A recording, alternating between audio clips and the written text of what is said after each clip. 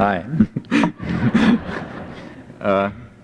Well, let me begin with two recent events, both of them widely publicized. The first has to do with the famous Salman Rushdie case. A couple of days ago, you may have noticed, the Prime Minister of Iran suggested a very simple way to resolve the crisis concerning Rushdie. He suggested that what should happen is that all the copies of his book, Satanic Verses, should simply be burned. And I guess the implication is that if that happened, then they could cancel the death sentence. That's one case, lots of coverage. Second case had to do with an interesting thing that happened here.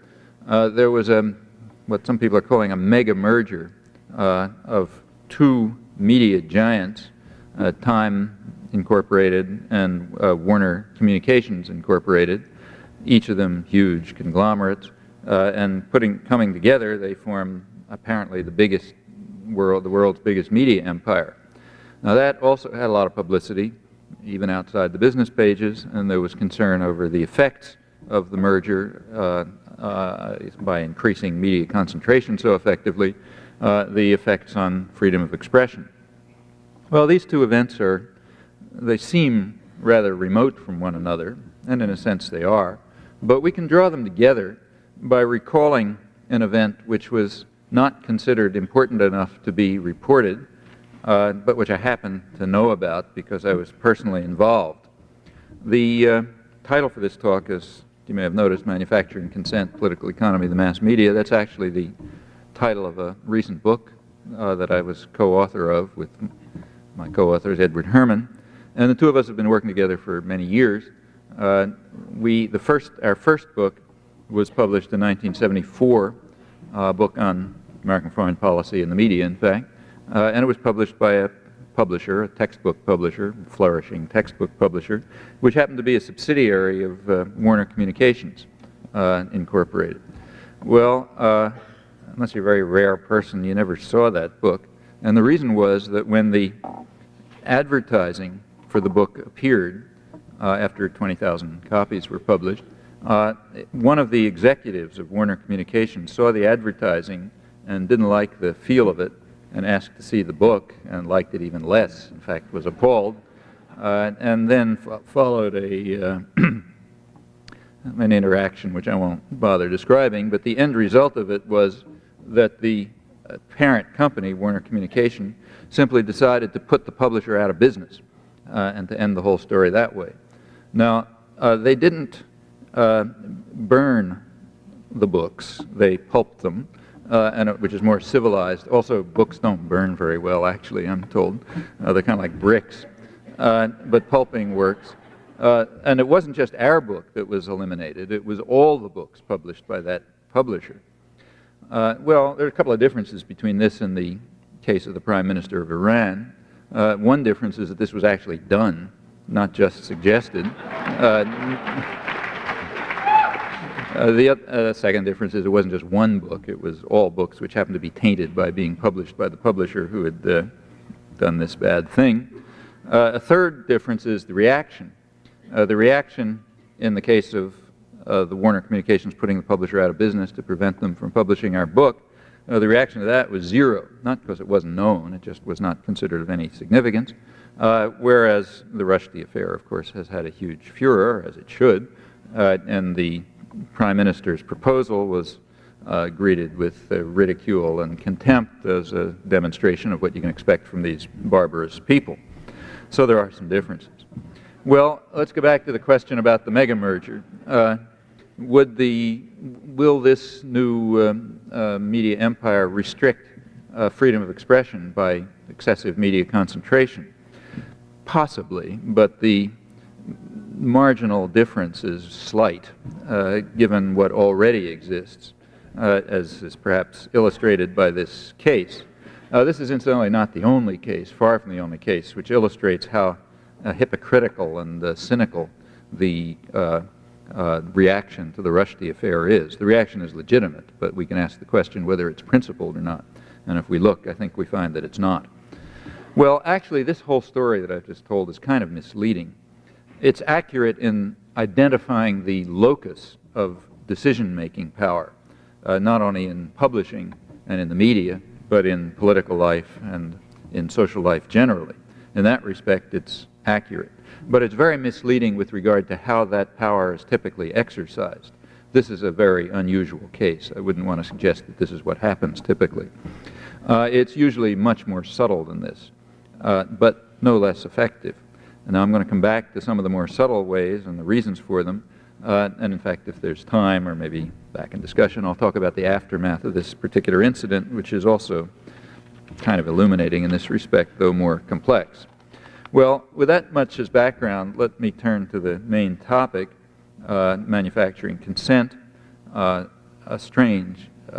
topic, and thought control and indoctrination and so on. Now, and I want to discuss how this relates to the media.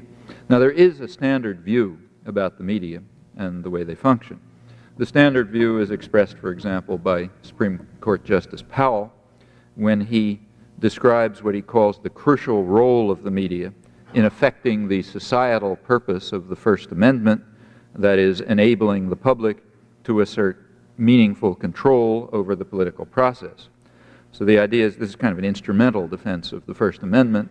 The value to be achieved is the democratic process, and for the democratic process to function, it's necessary for the public to have free access, open access to relevant information and opinion, and a wide range of opinion, and it's the job of the media to ensure that, and the First Amendment has the instrumental function of guaranteeing that this is served and the media then do it. That's the standard view. And notice it has a kind of a descriptive component and also a normative component. It says this is what the media ought to be like and this is what they are like.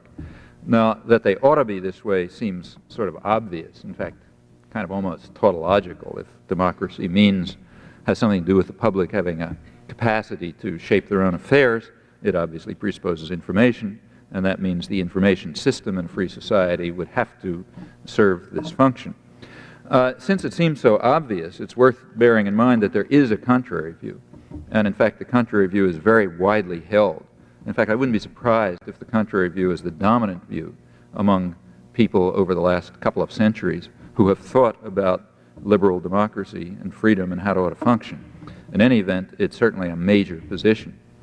This contrary view can be traced back to the origins of modern democracy in the 17th century English Revolution, when for the first time there was a challenge to the right of authority, whether it was the gentry or the king or whatever, and there was actually the beginnings of a real radical democratic movement with a commitment on the part of the people involved, who were very widespread in England, to public involvement and control over affairs. They didn't want to be ruled by the king, and they didn't want to be ruled by Parliament. They wanted to run their own affairs. And they were defeated. The radical Democrats were defeated, but not before doing some important things which had a lasting effect. Well, what I'm interested in now is the reaction to this. The reaction to the first efforts at popular democracy, radical democracy you might call it, were a good deal of fear and concern. One historian of the time, Clement Walker, warned that these guys who were putting out pamphlets on their little printing presses and distributing them and agitating in the army and telling people how the system really worked, were having an extremely dangerous effect. They were revealing the mysteries of government. And he said that's dangerous because it will, I'm quoting him, it will make people so curious and so arrogant that they will never find humility enough to submit to a civil rule. And that's a problem. John Locke, a couple of years later, explained what the problem was. He said day laborers and tradesmen, the spinsters and the dairymaids, must be told what to believe. The greater part cannot know, and therefore they must believe. And of course someone must tell them what to believe. Now, there's a modern version of that, and of course he didn't just mean those categories, he meant the general public. There's a modern version of that. This goes all the way up to the modern times. It's discussed in the American Revolution and all the way through to the modern period, but let's just come up to the contemporary period. Now, in the modern period, you get a much more sophisticated development of these ideas. So, for example, Reinhold Niebuhr, who's a much respected moralist and commentator on world affairs, he wrote that rationality belongs to the cool observers, but because of the stupidity of the average man, he follows not reason but faith. And this naive faith requires that necessary illusions be developed. Emotionally potent oversimplifications have to be provided by the myth makers to keep the ordinary person on course because of the stupidity of the average man. That's the same view, basically. Walter Lippmann, who was the dean of American journalists, is the man who invented the phrase manufacture of consent. He described the manufacture of consent as a self-conscious art and a regular organ of popular government. This, he said, is quite important. This is a revolution in the practice of democracy. And he thought it was a worthwhile revolution. The reason is, again, the stupidity of the average man. The common interests, he said, very largely elude public opinion entirely, and they can be managed only by a specialized class whose personal interests reach beyond the locality. That's Niebuhr's cool observers. You can guess who's part of them. The person who pronounces these views is always part of that group. It's the others who aren't. This is in Walter Lippmann's book, Public Opinion, which appeared shortly after World War I, and the timing is important. World War I was a period in which the liberal intellectuals, John Dewey's circle primarily, were quite impressed with themselves for their success, as they described in their own words, for their success in having imposed their will upon a reluctant or indifferent majority. Now, there was a problem in World War I. The problem was that the population was, as usual, pacifistic and didn't see any particular reason in going out and killing Germans and getting killed. If the Europeans want to do that, that's their business. And in fact, Woodrow Wilson won the 1916 election on a mandate which was peace without victory. That's how he got elected. And not surprisingly, he interpreted that as meaning victory without peace. And the problem was to get this reluctant and indifferent majority and get them to be to create emotionally potent oversimplifications and necessary illusions so that they would then be properly jingoistic and support this great cause.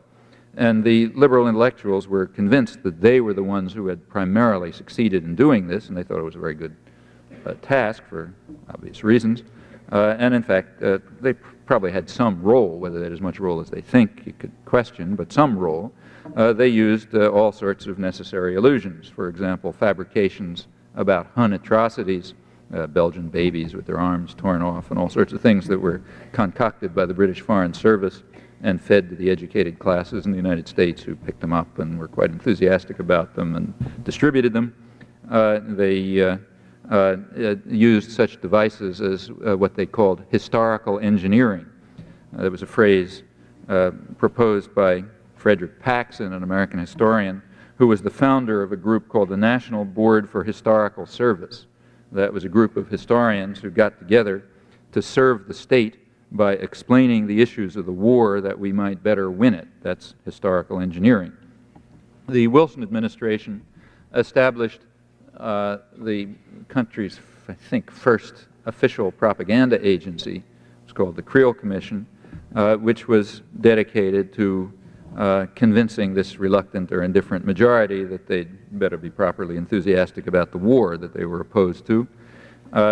That had some institutional consequences. In fact, there were a number of institutional consequences to this whole period. One was the institution of the National Political Police, the FBI, which has been dedicated to thought control and repression of freedom ever since. That's its primary activity.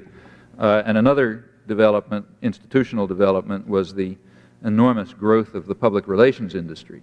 A lot of people learned lessons from the capacity to control the public mind, as they put it, slogan of the public relations industry. One of the people who came out of the Creel Commission was a man named Edward Bernays, who became the patron saint of the public relations industry. That's a big, substantial industry, which is actually an American creation, though it's since spread throughout other parts of the world. It's dedicated to controlling the public mind, again, quoting its publications, to educate the American people about the economic facts of life, to ensure a favorable climate for business, and, of course, a proper understanding of the common interests. Bernays developed the concept of engineering of consent, which he said is the essence of democracy. And of course, didn't bother saying that there are only some groups who are in a position to carry out the engineering of consent, those who have the power and the resources. He himself showed how this was done often by, for example, demonizing the government of Guatemala, the capitalist democratic government that we were planning to overthrow with a successful CIA coup. He was then working for the United Fruit Company, which was opposed to the government because it was planning to take over unused lands of the United Fruit Company and hand them over to landless peasants, paying the rates that the United Fruit Company had given as their value for tax purposes, which of course they regarded as very unfair because they had naturally been lying and cheating about the value. So that was his achievement, and that, in fact, the public relations industry in general has been dedicated to this project ever since. The Creel Commission, incidentally, is a predecessor of a contemporary phenomenon that the Reagan administration constructed. It's their Office of Latin American Public Diplomacy. That's by far the largest propaganda agency in American history, maybe one of the largest of any Western government. And it was also dedicated to controlling the public mind. It was dedicated primarily to controlling the debate and discussion over Central America, to demonizing the Sandinistas, as one of its officials put it, and mobilizing support for the U.S. terror states in the region. It did it by framing the debate, by intimidating critics, by producing fabrications which were then happily repeated by the media. So, for example, one famous one, just to illustrate some of its achievements, when Ronald Reagan in 1986 read a spectacular and effective speech which convinced Congress to vote $100 million of aid for the Contras, right after the World Court had condemned the United States for the unlawful use of force and called upon it to end this aggression. This speech was extremely effective. It described all the whole litany of Nicaraguan crimes, and it ended up by saying that these communists actually concede that they're planning to conquer the hemisphere and undermine us all. They themselves say that they are carrying out a revolution without borders. That was the peroration. That's the way he ended up. Big excitement. Congress voted the aid. The Reagan administration declared that this meant war. This was a real war, and everybody was excited and happy. Now, that phrase, revolution without borders, actually had already been used. It had been used by a State Department pamphlet. It was called Revolution Without Borders, describing Sandinista crimes. And there's actually a version of that phrase that exists. The phrase appears, or something like it appears, in a speech by Sandinista Comandante Thomas Borge. He had given a speech in which he said that the Sandinistas hoped to construct a kind of a model society, a society which will work so well and will serve the needs of the poor so well that others will be inclined to try to do the same thing for themselves. And he went on to say that every country has to carry out its own revolution. There's no way for one country to make a revolution somewhere else. But the model that the Sandinistas are constructing, he hoped would be so successful that others would want to do it.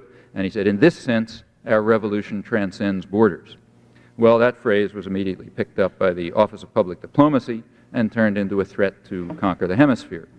That fraud was at once exposed by the Council on Hemispheric Affairs, which sends out a weekly news analysis in Washington that journalists read.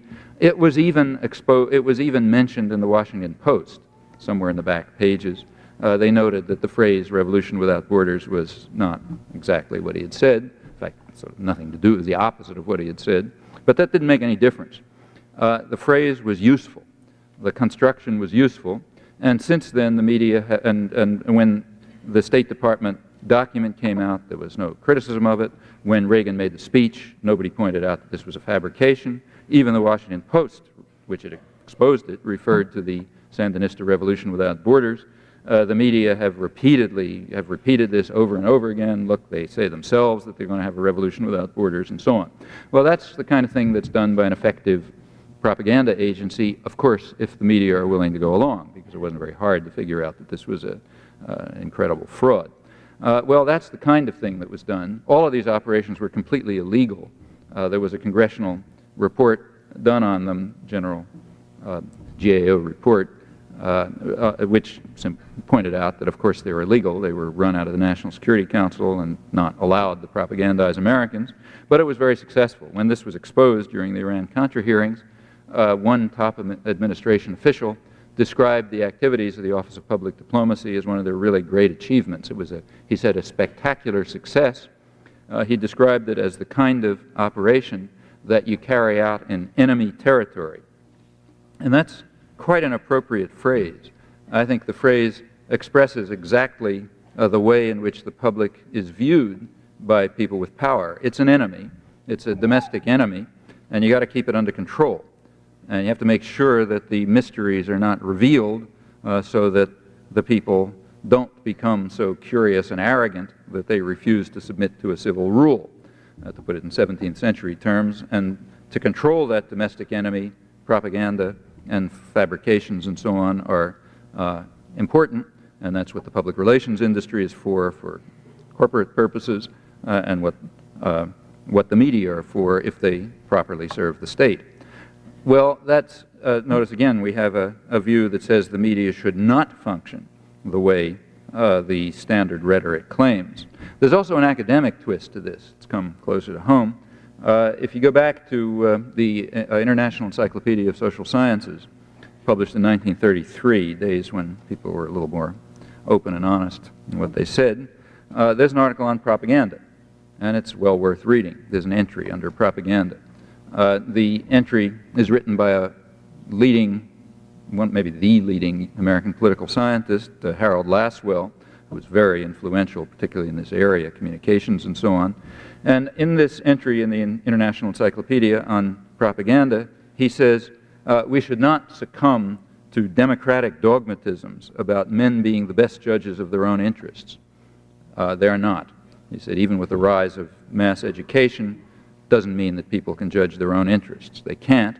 The best judges of their interests are elites, the specialized class, the cool observers, the people who have rationality, and therefore they must be granted the means to impose their will, notice, for the common good, because, again, well, he says, because of the ignorance and superstition of the masses, he said it's necessary to have a whole new technique of control, largely through propaganda. Propaganda, he says, we shouldn't have a negative connotation about it. It's neutral. Propaganda, he says, is as neutral as a pump handle. You can use it for good, you can use it for bad. Since we're good people, obviously, that's sort of true by definition. We'll use it for good purposes, and there should be no negative connotations about that. In fact, it's moral to use it, because that's the only way that you can save the ignorant and stupid masses of the population from their own errors. You don't let a 3-year-old run across the street, and you don't let ordinary people make their own decisions. You have to control them. And why do you need propaganda? Well, he explains that. He says in military-run or feudal societies, what we would these days call totalitarian societies, you don't really need propaganda that much. And the reason is you've got a club in your hand. You can control the way people behave, and therefore it doesn't matter much what they think, because if they get out of line, you can control them for their own good, of course. But once you lose the club, once the state loses its capacity to coerce by force, then you have some problems. The voice of the people is heard. You got all these formal mechanisms around that permit people to express themselves and even participate and vote and that sort of thing. And you can't control them by force because you lost that capacity. But the voice of the people is heard, and therefore you got to make sure it says the right thing. And in order to make sure it says the right thing, you've got to have effective and sophisticated propaganda, again, for their own good. So as a society becomes more free, that is, there's less capacity to coerce, it simply needs more sophisticated indoctrination and propaganda for the public good. The similarity between this and Leninist ideology is very striking. According to Leninist ideology, the cool observers, the radical intelligentsia, will be the vanguard who will lead the stupid and ignorant masses onto, communist utopia, because they're too stupid to work it out by themselves. And in fact, there's been a very easy transition over these years between one and the other position. It's very striking that continually people move from one position to the other very easily. And I think the reason for the ease is partly because they're sort of the same position. So you can be either a Marxist-Leninist commissar, or you can be somebody celebrating the magnificence of state capitalism, and you can serve those guys. It's more or less the same position. You pick one or the other depending on your estimate of where power is, and that can change. And in fact, the mainstream of the intelligentsia, I think, over the last, say, through this century, have tended to be in one or the other camp. Either there's strong appeal of Marxism-Leninism to the intelligentsia for obvious reasons. I don't have to bother saying.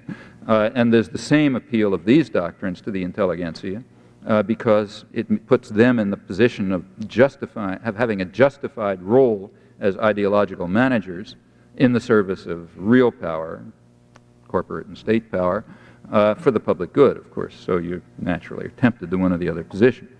Well, going on to the post-Second World War period, the same ideas continue to be expressed.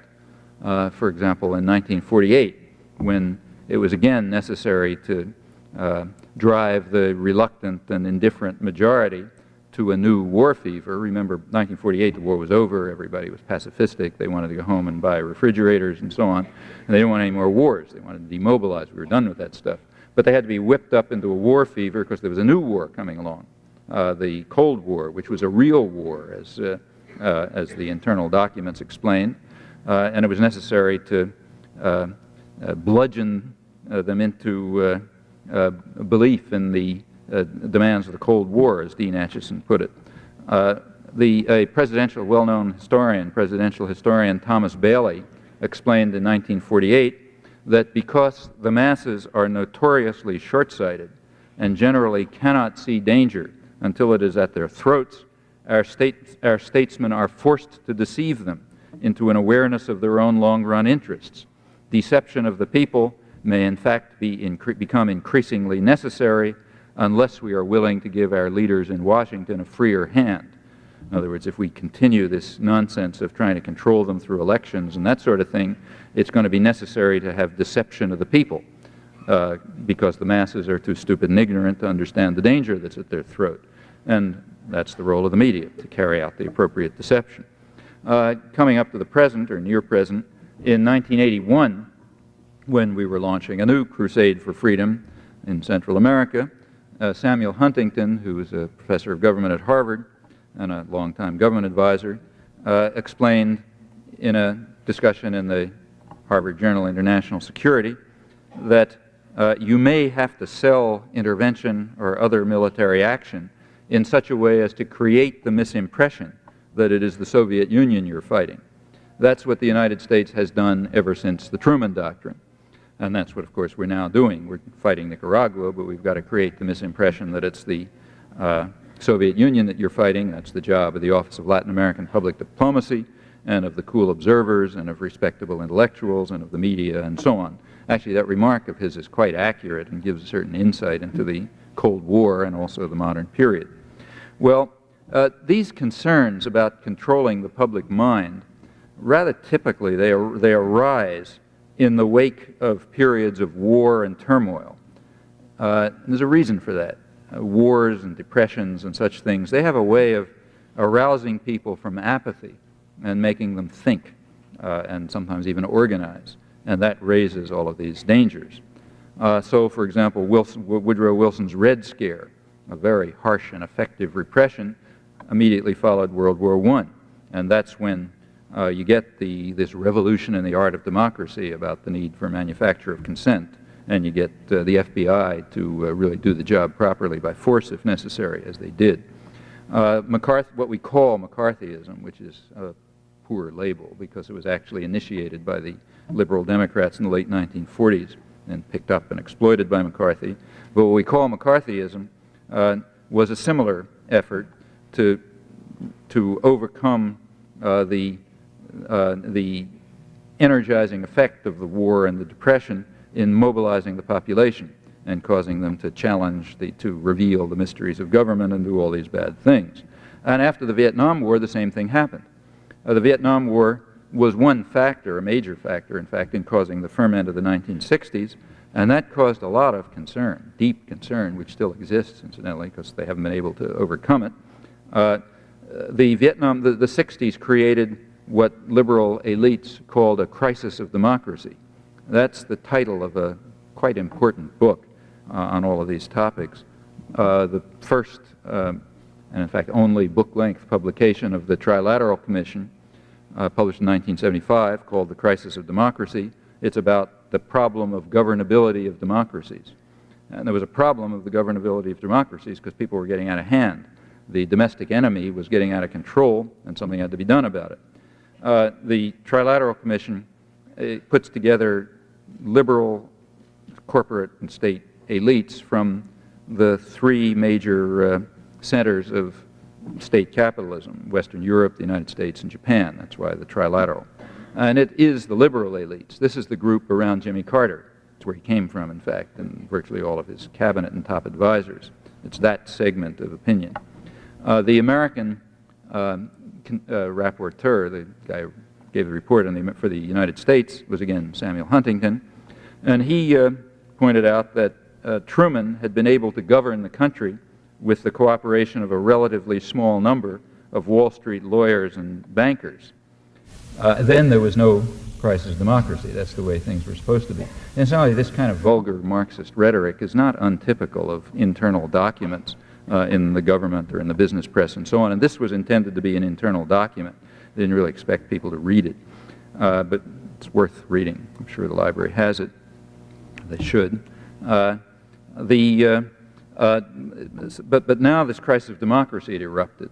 What had happened was during the 1960s, all sorts of segments of the population that are normally apathetic and passive and obedient and don't get in the way suddenly began to become organized and vocal and raise questions and press their demands in the political arena. And that caused an overload. It caused a crisis of democracy. You couldn't just govern the country with a few Wall Street lawyers and bankers any longer. You had all these other pressures coming from the general population, and that's a problem, and we got to overcome the problem, and the way to overcome the problem, they said, all three, the whole group, is to introduce more moderation in democracy to mitigate the excess of democracy. That means, in short, to return the general population to their apathy and passivity and the obedience which becomes them. That's the stupid and ignorant masses have to be kept out of trouble. And when you get these crises of democracy, you got to restore the norm that we had before. Well, that's a view that goes right back to the origins of the Republic. If you read the sayings of the Founding Fathers, you will discover that that was essentially their view as well. They also regarded the public as a dangerous threat. The way the country ought to be organized, as John Jay put it, the president of the Constitutional Convention and the first Supreme Court, Chief Justice of the Supreme Court, one of his favorite maxims, according to his biographer, was that those who own the country ought to govern it.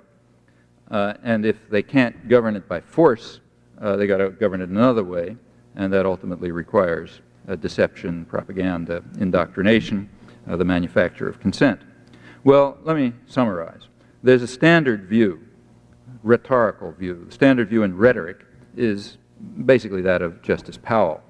The public ought to exert meaningful control over the political process, and it's the role of the media to allow them to do it. That's the rhetoric. There's a contrary view, which is that the public is a dangerous enemy, and it has to be controlled for its own good. And that contrary view is very widely held. In fact, I wouldn't be surprised if it's the dominant view among sophisticated commentators on political theory going back to the 17th century, democratic commentators. So we got these two views counterposed. Well, with regard to the media, turning to the media, the standard view is, again, the one I just described by Justice Powell. The media have to serve, if they're going to serve the societal purpose of the First Amendment, they have to be free and open and so on. And then the descriptive part of that is that that's exactly what they do. That view is expressed, for example, by Judge Gerfine in an important case where he permitted the New York Times to publish the Pentagon Papers in 1971 or 2. Gerfine's decision says that we have a cantankerous press, an obstinate press, a ubiquitous press, and it must be suffered by those in authority in order to preserve the even greater values of freedom of expression and the right of the people to know. So granted, the press is a nuisance, but it's important to allow it to maintain its adversarial and cantankerous ways because it's even, it serves an even higher purpose. Well, at that point, we begin to have a debate. The debate is between the people who say that the media are cantankerous and adversarial and so on, and they've gone too far. We got to do something to control them and constrain them. In fact, the Trilateral Commission liberals also suggested that. They said the media have gone much too far in their adversarial ways, and we have to, if they can't regulate themselves, probably the government will have to step in and regulate them. That's on the liberal side. On the reactionary side, of course, it's much harder. Harsher ideas come along.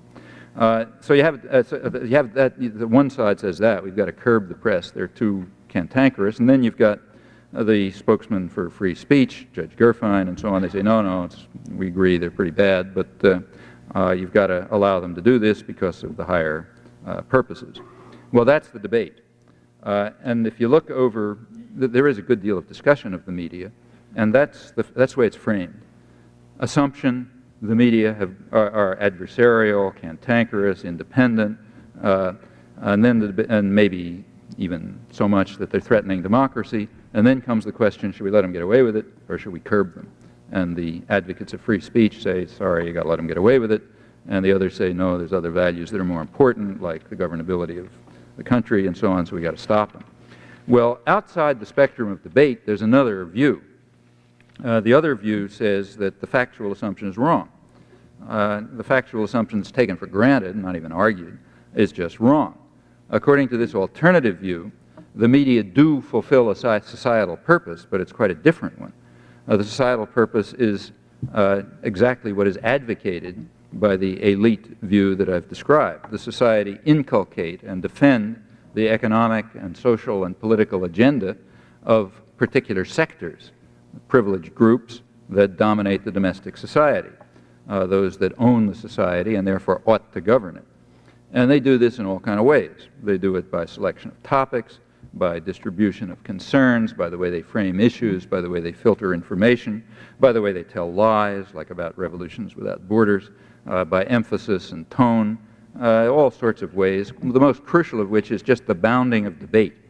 What they do is say, here's the spectrum of permissible debate, and within that you can have a great controversy, but you can't go outside it. The right wing continually claims that the press has a liberal bias. And there's some truth to that, but they don't understand what it means. The liberal bias is extremely important in a system of in a sophisticated system of propaganda. In fact, there ought to be a liberal bias. The liberal bias says, "Thus far and no further. I'm as far as you can go, and look how liberal I am." And of course, it turns out that I accept, without question, all the presuppositions of the propaganda system. Notice that that's a beautiful type of system. You don't ever express the propaganda. That's vulgar and too easy to penetrate. You just presuppose it. Unless you accept the presuppositions, you're not part of the discussion. And the presuppositions are instilled not by beating you over the head with them, but just by making them the foundation of discussion. You don't accept them, you're not in the discussion.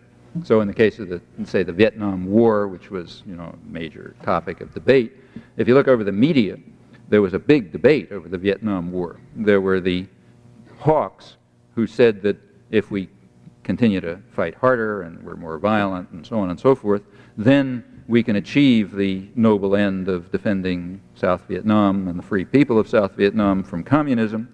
And then there were the doves who said it's probably not going to work, and it's probably not going to be too bloody, and it's going to cost us too much, and therefore we're not going to be able to achieve the noble end of defending the people of South Vietnam from communism. Now again, there's another view, and that is that we were attacking South Vietnam. That other view has the merit of being true, obviously true, but it was inexpressible. That's outside the spectrum of debate. You can enter the debate only if you accept the assumption. And if you check the media over the entire period, as far as I can see, Herman and I in this book review the media from about 1950 to the present on Indochina, and I don't think you can find an exception to this. I mean, even statistical error. That's the spectrum, you got to accept it. And the same is true, and there's a liberal bias in the sense that towards the end of the war, like by about 1969 or 1970, after Wall Street had turned against the war, then you got a preponderance of doves saying probably aren't going to succeed in defending freedom and democracy in South Vietnam, the country that we're attacking.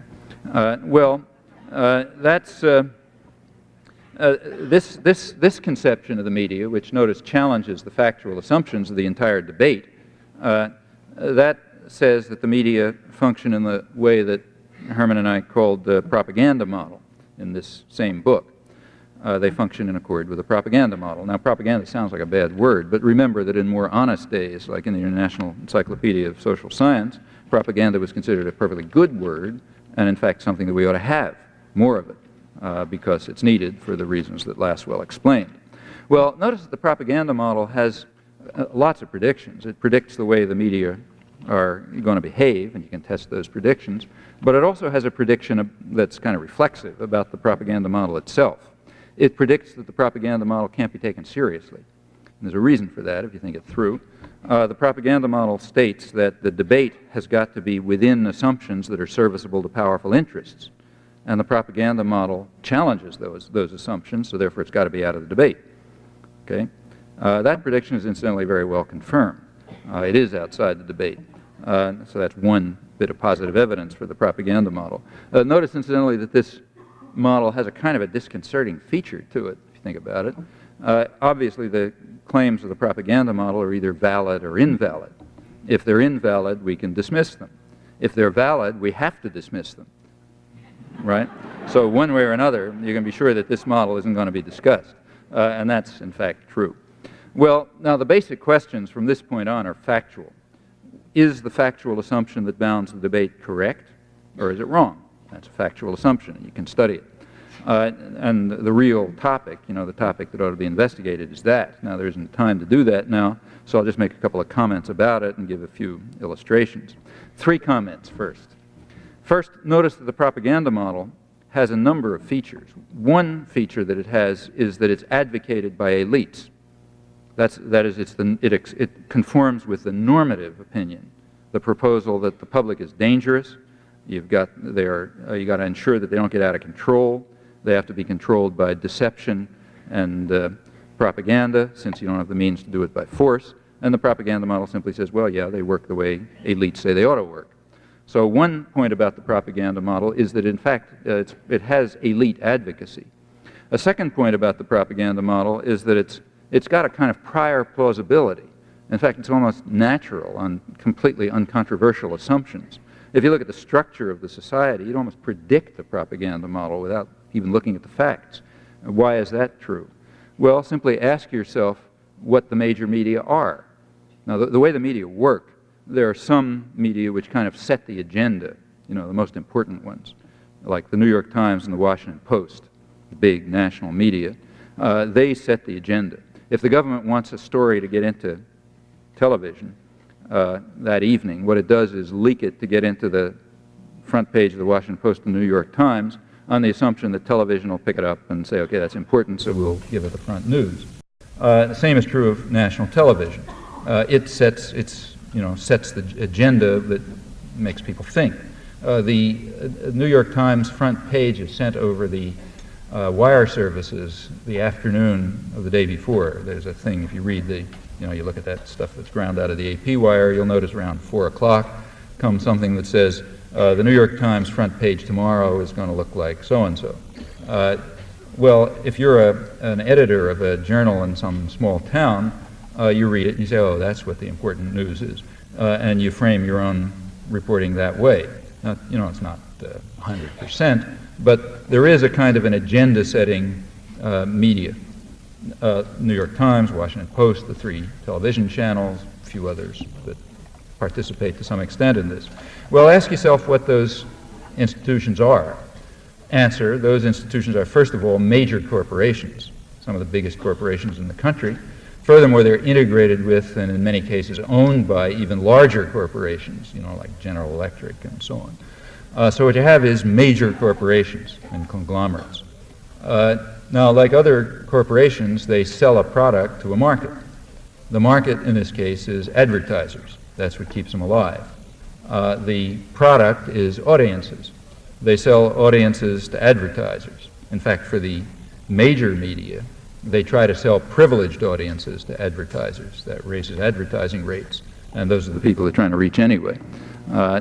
So what you have is businesses, corporations, which are selling relatively privileged audiences to other businesses. Well, just ask yourself the natural question, what do you expect to come out of this interaction? Major corporations selling privileged audiences to other corporations. Well, what you expect to come out of it, on no further assumptions, is an interpretation of the world that reflects the interests and the needs of the sellers, the buyers, and the product. That wouldn't be very surprising. In fact, it'd be kind of surprising if it weren't true. So on relative, and that of course means the propaganda model. So what you expect on relatively uncontroversial sort of free market assumptions, with nothing else said, is that you'll get the media will function in accord with the propaganda model. Now, if you look more closely, there are many other factors which interact to lead to the same expectation. The ideological managers, the editors and the columnists and the anchor men and all that stuff, they're very privileged people. They're wealthy, privileged people whose associations and interests and concerns are closely related to those of the groups that dominate the economy and that dominate the state. And in fact, there's just a constant flow and interaction among all those groups. They're basically the same group. They're ultimately the people who own the country are the ones who serve their interests. And again, it wouldn't be terribly surprising to discover that these people share the perceptions and concerns and feelings and interests and attitudes of their associates and the people they're connected with and the people whose positions they aspire to take when they move on to the next job and so on and so forth. Again, that wouldn't be very surprising. And on, I won't proceed. There are many other factors which tend in the same direction. Well, that's my second point. Second point is that the propaganda model has a kind of prior plausibility. A third point, which is not too well known, is that the propaganda model is assumed to be true by most of the public. That is, in polls, contrary to what you hear, when people are asked in polls, what do you think about the media and so on, the general reaction is they're too conformist. They're too subservient to power. They're too obedient. That's the either plurality or sometimes even majority view. And they're not critical enough of government, for example. That's the standard view. Well, we have 3 observations now. The propaganda model has elite advocacy, that is, elites believe that's the way it ought to be, the media ought to be. It has prior plausibility. It's very plausible on uncontroversial free market assumptions, and it's accepted as valid by a large part, probably the majority of the population. Well, those 3 facts don't prove that it's valid, of course, but they do suggest that it might be part of the discussion. It's not. It's off the agenda, exactly as the propaganda model itself predicts. That's interesting. That's an interesting collection of facts. Well, what about the factual matter of how the media behave? On this, there are by now literally thousands of pages of documentation, detailed documentation, case studies, and so on, which have put the model to a test in the harshest ways that anybody can dream up. I'll talk about some of the ways of doing it later, or in discussion if you want. But I think it's been subjected to quite a fair test, in fact, a very harsh test. There's no challenge to it, as far as I know. If there is, I've missed it. The few cases where there's any discussion of it, the level of argument is so embarrassingly bad that it just tends to reinforce the plausibility of the model. In fact, I think it's fair to say that this is one of the best confirmed theses in the social sciences. But in accord with its predictions, it's off the agenda. You can't even discuss it. Well, what I ought to do now is what has to be done in a course, actually, not in a talk, and that is to turn to cases. Ask how you could test it, what the results are, and so on. And there's plenty of material in print and more coming out in which you can check and see whether you're convinced that, in fact, it's plausible or accurate. My feeling is it is. I'll just give a couple of illustrative cases. And let me stress that I do this with some reluctance because the illustrative cases are misleading. They suggest that maybe it's a sporadic phenomenon. In fact, when somebody gives you a couple of cases, you rightly ask whether they're an adequate sample. Maybe they were just selected to work. So you ought to be suspicious about isolated cases. That's why the model has, in fact, been tested for many approaches.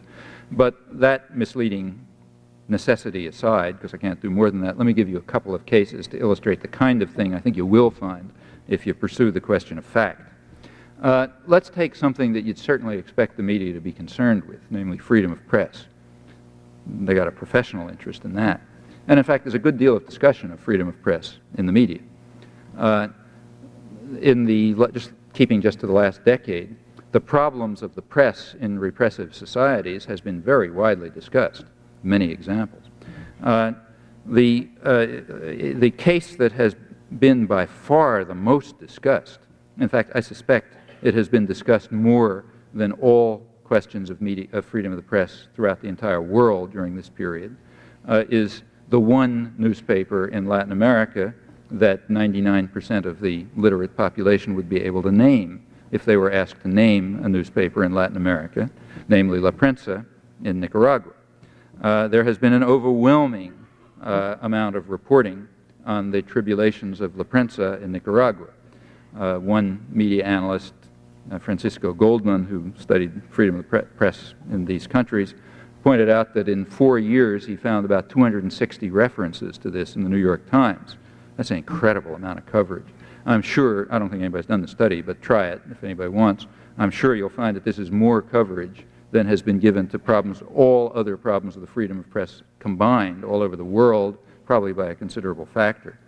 Anyhow, that's the one, that's the famous case.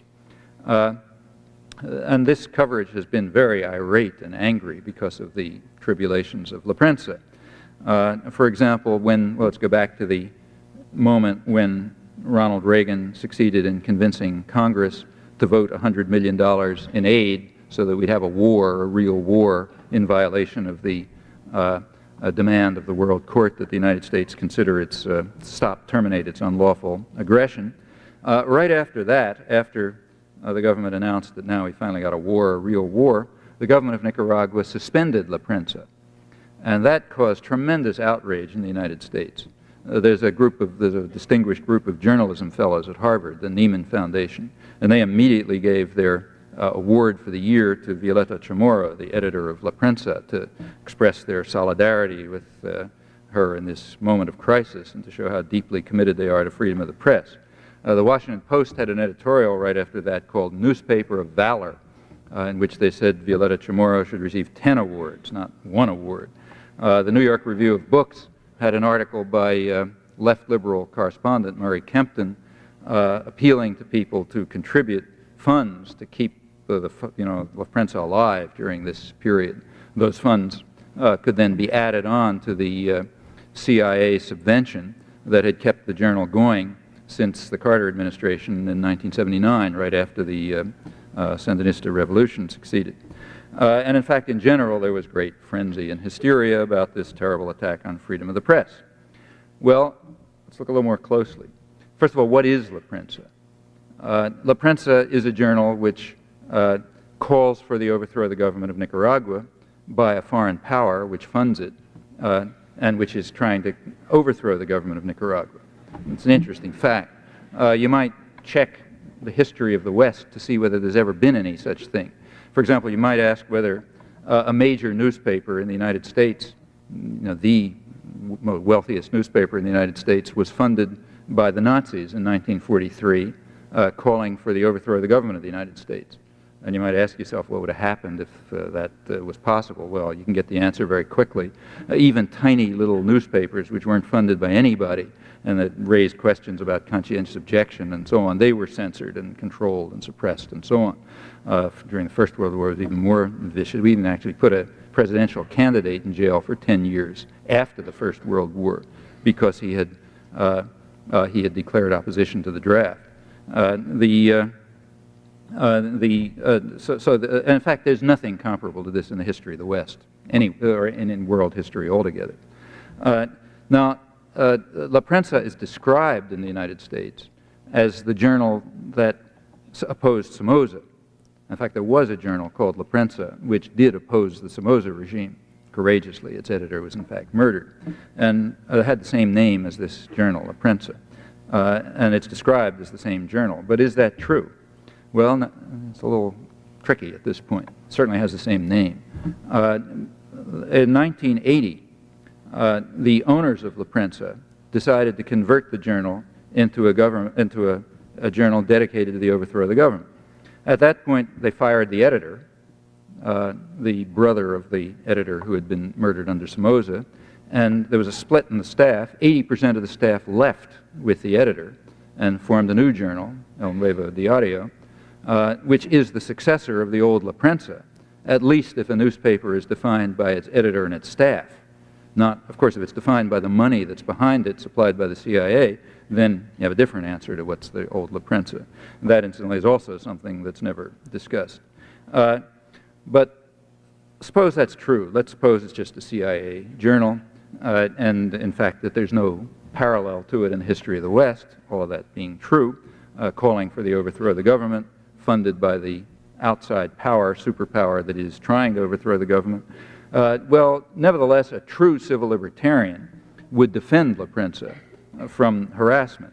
I think somebody who really believes in civil liberties should say, yes, England should have permitted the press to be dominated by Nazi Germany in 1942. And if they didn't do it, that shows they don't believe in freedom. That's the position of a real civil libertarian. And that's the position of the American intellectual community with regard to La Prensa. And now at this point we ask the obvious question. Is this passionate commitment to freedom of the press based on libertarian enthusiasms and passions, or is it based on service to the state? Well, there's a way of answering that question. In fact, we all know the way of answering that question. It's a question that we regularly ask, or don't even bother asking because the answer is so obvious, when we look at propaganda of our enemies. So you take a look at productions of, say, the World Peace Council, which is a Communist Front peace organization, or the East German Peace Committee, the government peace committee. You read that material, and you'll find that there's all sorts of descriptions there, generally valid descriptions of crimes and atrocities and repression in the United States or committed by the United States and its agents and so on, and great outrage over these horrors. Often that material is accurate, and often, in fact, it's material that's not reported here. Well, do we praise them for their, libertarian passions? No, we first ask a question. We ask, how do they deal with repression and atrocities carried out by the Soviet Union and its clients, where they are, and the ones they're responsible for? Well, as soon as we get the answer to that question, we dismiss the whole story with contempt and ridicule properly, even if their charges are accurate. That's a fair test, and we ought to have the honesty to apply the same test to ourselves, so let's do it. We now ask the same question about the defenders of liberty of press in the case of La Prensa. The New York Times, the Washington Post, the New York Review of Books, the Educated Community, and so on, the Nieman Fellows, and so on. Now, how do we test that? Well, we look at, same test, we look at cases of repression of freedom of the press in our domains, and we ask how they've reacted.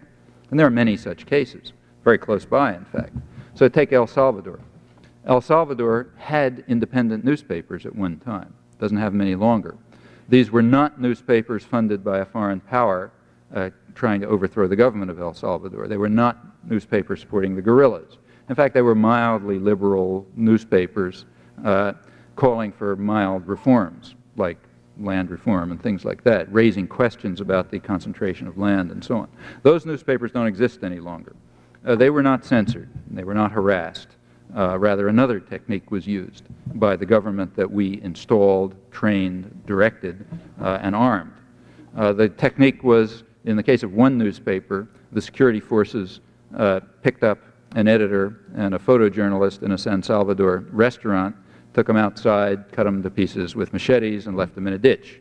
The owner then fled. That took care of one newspaper without censorship. The second newspaper, it took a couple of bombing attempts, 3 assassination attempts. Finally, the military that we train, support, and arm surrounded the premises of the newspaper, entered it, smashed the place up. At that point, the editor fled. That took care of the second newspaper. So that's the end of the free press in El Salvador. Well, now we ask the question, how did the American press respond to this? Well, that was actually investigated by FAIR, Fairness and Accuracy in Reporting, the media monitoring organization. They checked I guess it was 8 years of the New York Times to see what had been said about this. Well, it turns out there was not one word in the news columns of the New York Times about this. I checked the editorials. There was not one phrase in the editorials about this. In fact, the only reference to these two things in the New York Times was that the editor of one of the journals who fled was allowed an op-ed in which he described what had happened. Now that's important because it means all the civil libertarians knew about it, the ones who read the New York Times, like the Neiman Fellows and the editors of the New York Review and the editors of the New York Times. They all knew about it. It just wasn't important enough to report or to comment on. Well, that tells you where the commitment to freedom of the press is. Turn to the neighboring country of Guatemala. There, too, there was no censorship. They took care of freedom of the press by simply murdering about 50 journalists in the early 80s, including people, journalists murdered right when they were on radio and television announcing. Somehow that took care of freedom of the press without any censorship. Virtually no discussion, a few words here and there. Well, now this was the government that we supported, remember, supported enthusiastically. That government is supposed to now be a democracy. They had an election that we all proudly hail and so on. And after the democracy was established, one of the editors who had fled returned, this is last year, just a year ago, to try to open a small newspaper. Again, wasn't funded by a foreign power, wasn't calling for the overthrow of the government, nothing like that, just a small, very small, limited capital, sort of left liberal newspaper. La Época it was called. As soon as he came back to the country, the death squads, which are just adjuncts of the security forces, threatened him with death if he didn't leave the country. But he continued. He started up the newspaper. It ran a couple of issues. Then 15 armed men, surely from the security services, broke into the offices, firebombed them, destroyed the premises, kidnapped the night watchman. The editor called a press conference the next day in which he announced that this shows that there can't be any freedom of the press in the so-called democracy of Guatemala. Some members of the European press came. I don't think any American reporter came. He then received another death threat warning him to flee the country or be killed. He did flee the country. He was taken to the airport by a Western ambassador so that he wouldn't be killed along the way, and he went back into exile in Mexico. Well, how much coverage did that one get? In the New York Times and the Washington Post, which are the two that I checked, the amount of coverage was zero, not a word about it. And it's not that they didn't know it. They did know it. And you can prove that they knew it, because if you look in the small print, you'll find oblique references to it. So, for example, in the culture section of the New York Times, a couple of weeks later, there's a report of somebody who went down to some meeting in Mexico, and he met this guy, and he sort of refers to the facts. So they knew about it, just wasn't important enough to report. Or let's take the other major client of the United States, in fact, the major client of the United States, the State of Israel. That's the major subsidized country of the United States. So you want to find out what American elites think about freedom of the press. Let's take a look at the way they react to freedom of the press in Israel. Now here, history was kind enough to set up some controlled experiments for us. Literally. Let's go back to the week when La Prensa was suspended. Remember, right after the United States had declared war against Nicaragua, as the administration said, in violation of the World Court ruling, and they suspended this newspaper funded by the United States and calling for the overthrow of the government. Well, that just right then, Israel closed 2 newspapers in Jerusalem. 2 newspapers in Jerusalem were closed permanently. It's not the first time that had happened. The case went to the Supreme Court, Israeli Supreme Court. And the Supreme Court ruled that it was legitimate to close the two newspapers because the security services had claimed that, without providing any evidence, because they don't have to, that these newspapers were funded by hostile elements, which presumably means the PLO. And the court declared, the High Court declared, that no government would ever permit a business to function, however legitimate it may be, that's funded and supported by a hostile power. Freedom of press, they said, exists in Israel, but it's limited and is not permitted to undermine the security of the state. That's the High Court. Well, how much coverage was there of those two things? Well, everybody was hysterical about La Prensa. Answer, 0. Or to be precise, there was a reference. In a letter to the Boston Globe in which I was commenting on the total hypocrisy of Harvard University and the Nieman Fellows, I mentioned it. But that, as far as I know, is the total references in the United States.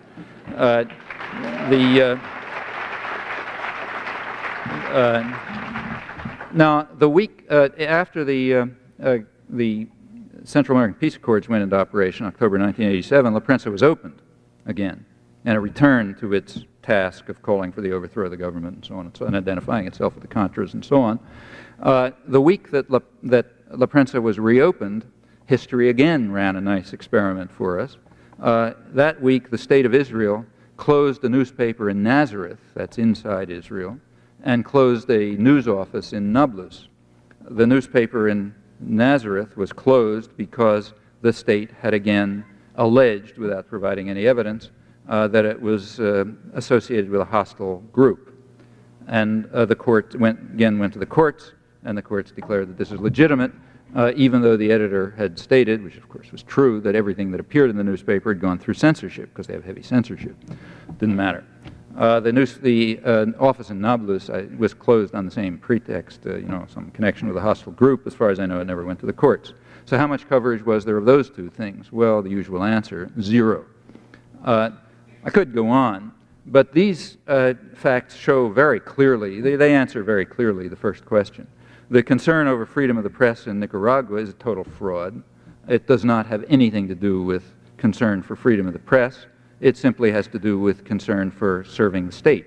In fact, the number of people in the United States who believe in freedom of the press, and who, I don't mean ordinary, of the people who write about such topics or speak about them, the number who believe in freedom of the press, I think they could easily fit in somebody's living room, or maybe in a telephone booth, in fact. And they would include virtually nobody who's gotten hysterical on this topic or even mentioned it. Well, that's the kind of thing you'll discover if you look closely. I'll just give you one final example. When I talk about this topic, I like to use this morning's New York Times, and you can always find a perfectly good example there on the front page. But today, unfortunately, I didn't have...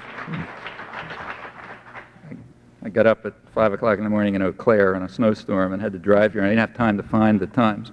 So I'll have to use yesterday's. I apologize. Last one I've looked at.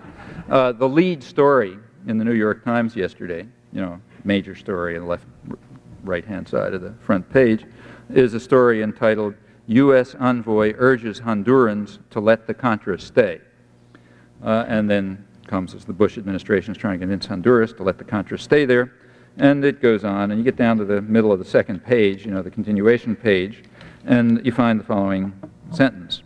On its face, the administration proposal to keep the Contras in place would seem to be inconsistent with the spirit of the regional peace agreement, which calls for their relocation, but administration officials say there's no inconsistency.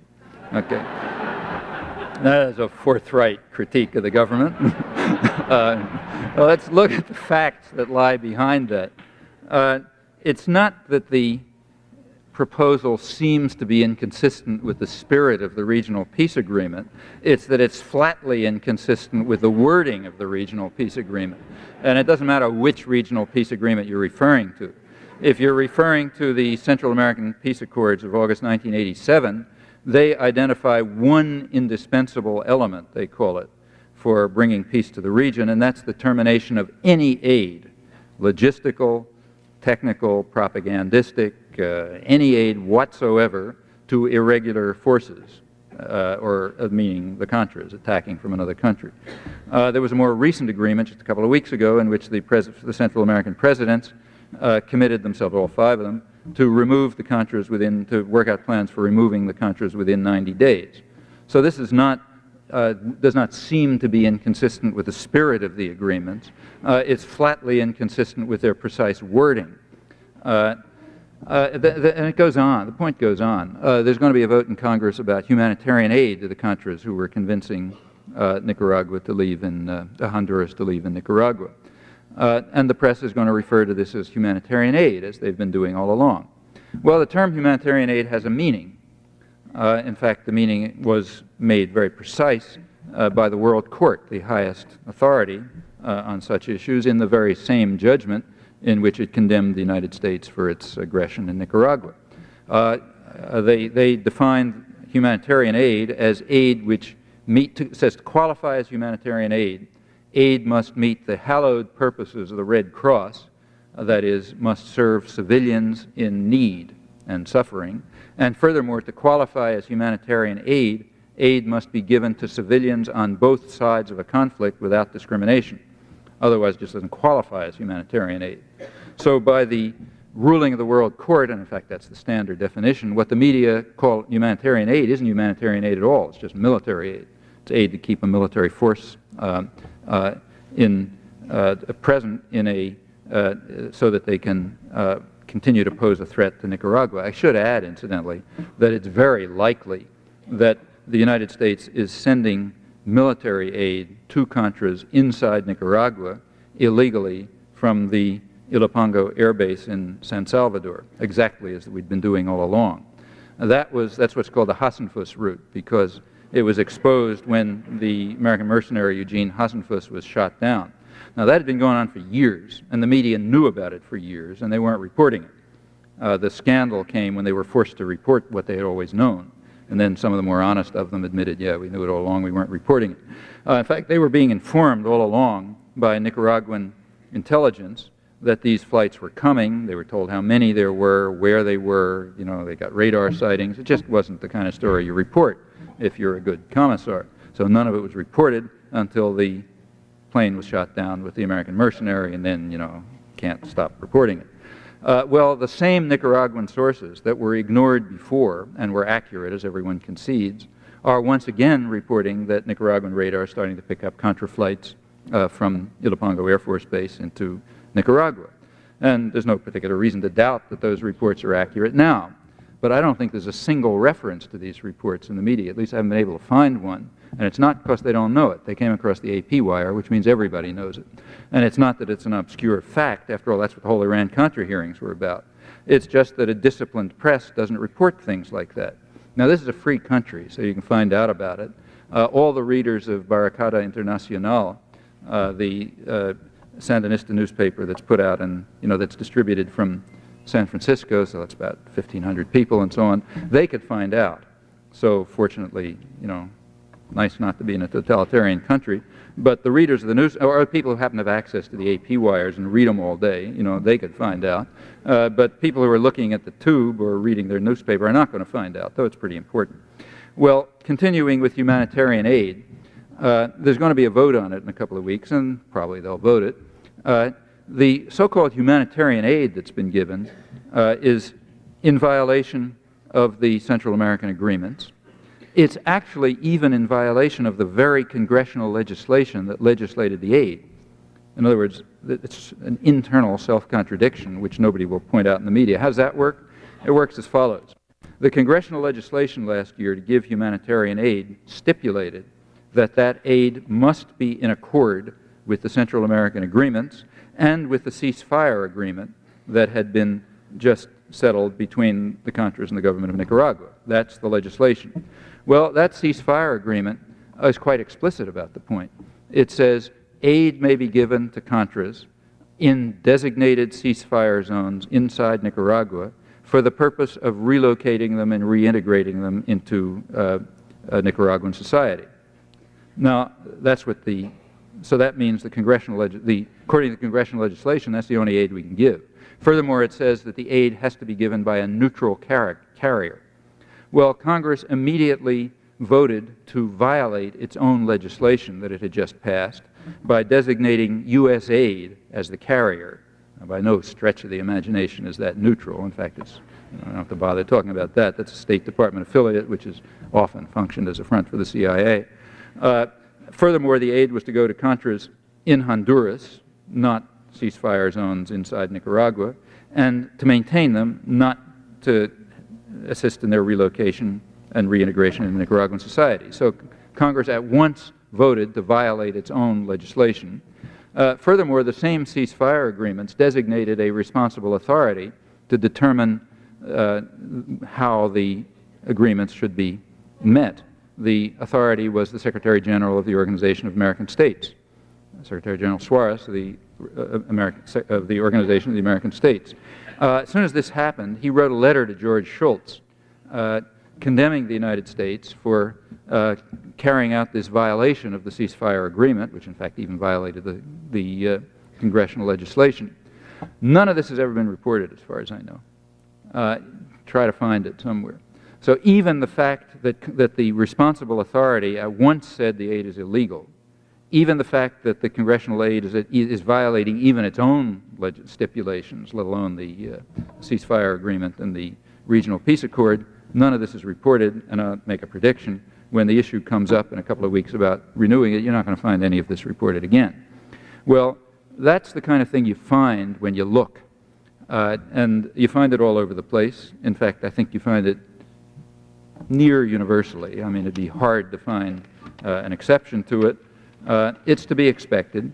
That's the way you'd expect the media to function on pretty plausible assumptions. Let me return finally to the prediction of the propaganda model that I mentioned. However well confirmed it may be, it's not going to be part of the discussion. It's going to be outside the spectrum of discussion. Its very validity guarantees that for the reasons that I mentioned, and that conclusion again is quite well confirmed, and one can assume with reasonable confidence that that will continue to be the case. Thanks.